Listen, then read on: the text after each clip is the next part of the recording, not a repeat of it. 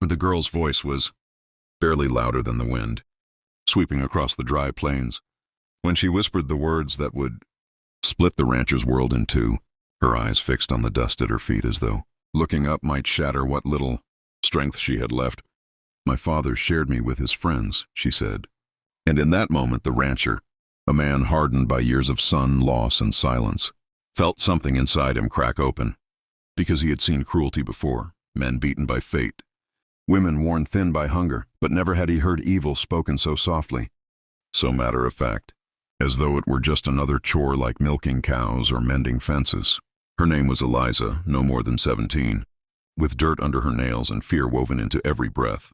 And she stood between two men who claimed ownership over her body and her future, while behind them the old farmhouse loomed like a silent witness that had chosen to look away for too many years, and the rancher, known across the county as Cole Mercer, remembered the promise he once made over his mother's grave that if he ever saw injustice again, he would not walk past it like a coward.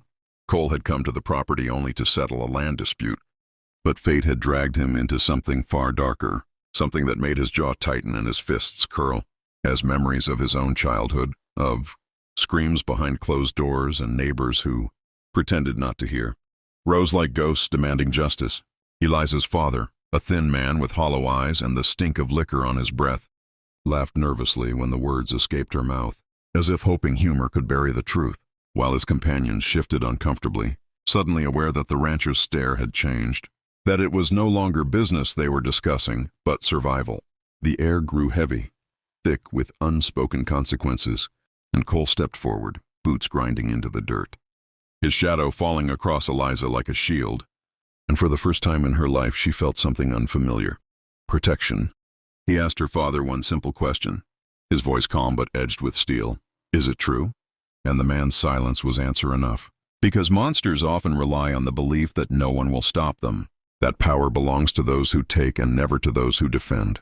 Cole knew that the law out here was slow and mercy even slower, but he also knew this: evil thrived only when good men stayed quiet. And as he placed his coat around Eliza's trembling shoulders, he made a decision that would ignite the entire valley. Because some battles cost you your land, your reputation, even your life. But the cost of doing nothing was something he refused to pay. And as the sun dipped low and painted the sky red like a warning, Cole Mercer prepared to do what no one else ever had: stand up and stop it. And if this story stirred something inside you, if you believe silence should never protect cruelty, then stay with us. Subscribe to this channel, because stories too like this are not just told to be heard, they are told to wake something up inside you.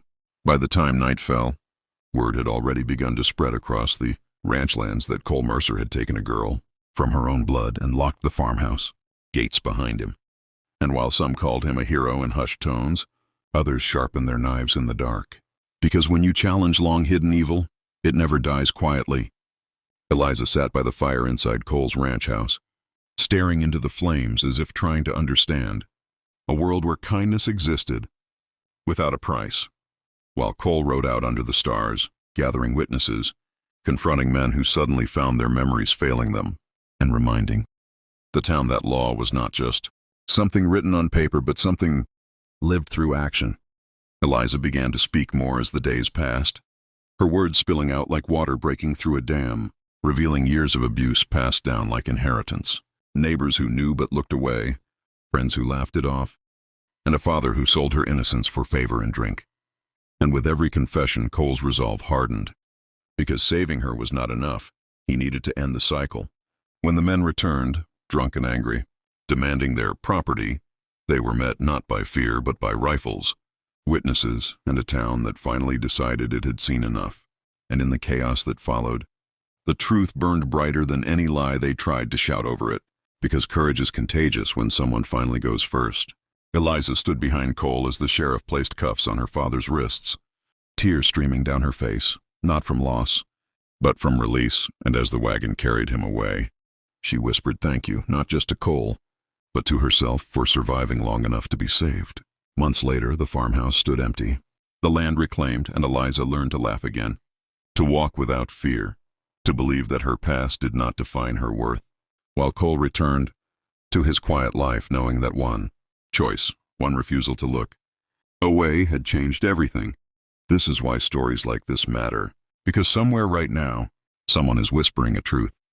They think no one will hear, and somewhere else, someone is deciding whether to step in or stay silent. And if you believe in courage, justice, and the power of one person to make a difference, then subscribe to this channel, share this story, and keep these voices alive, because darkness survives in silence. But hope grows when we listen.